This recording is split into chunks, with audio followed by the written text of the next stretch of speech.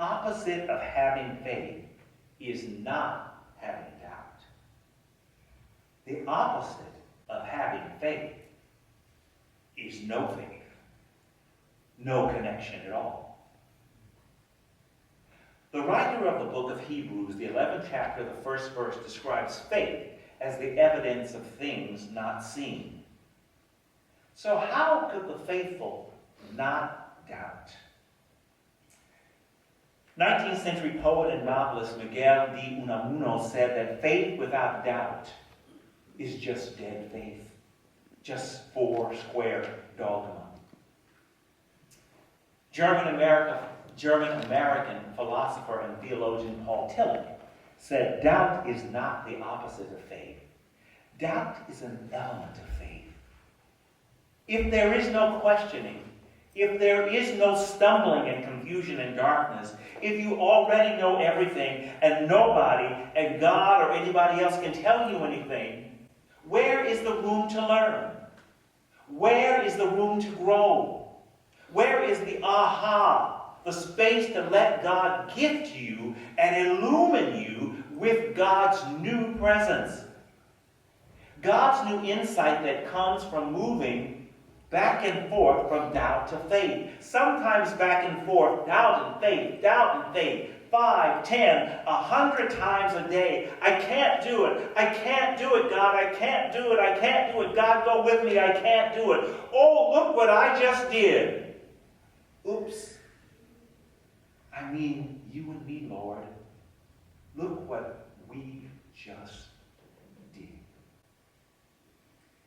God, in the form of the resurrected Christ, came into that upper room twice in 1 week. And in this space, he transformed the disciples from disciples, which means followers, into apostles, which means those who are sent from God, in spite of their doubt, along with their doubt. God's grace was and is continually present. But here is one of Thomas's lessons. Thomas records Jesus as saying, if your leaders say to you, look, God's imperial rule is in the sky, then the birds of the air will precede you. If your preachers and leaders say to you, look, God's imperial rule is in the sea, then the fish of the sea will precede you. Rather remember this, Thomas wrote. God's imperial rule is within you and outside of you and all around you. You need no other witnesses. When you know yourselves, then you will be known.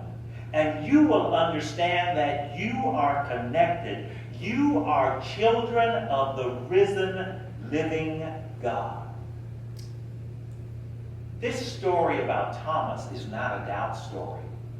And it's not a seeing is believing story. It is a connection story. The story tells us that no matter where you are in your faith, whether you can see clearly or not, even if you are full of questions and doubt, the grace of the risen Christ is always, always, always here